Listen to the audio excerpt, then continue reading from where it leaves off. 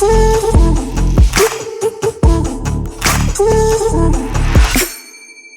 we are in DaVinci Resolve, and we are trying to import an audio file.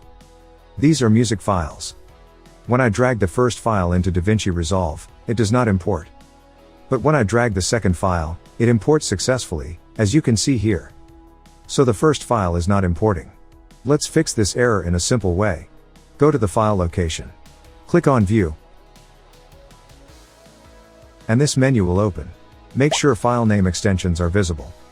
Now you can see both file types, like MP3 or MP4. Simply press F2 on your keyboard or right-click and choose Rename. Now we will change the file extension. I will change it from MP3 to another audio format. I will change it to WAV. Click OK to confirm. Now let's try dragging it again into DaVinci Resolve. It still does not work. So let's try another format. This time, I will change the extension to MP4.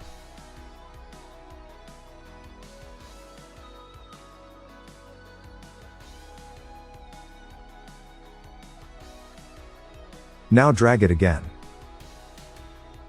And this time, it imports successfully. So if your audio file is not importing, you can try changing the file extension to a different format. This simple method can help you solve the issue.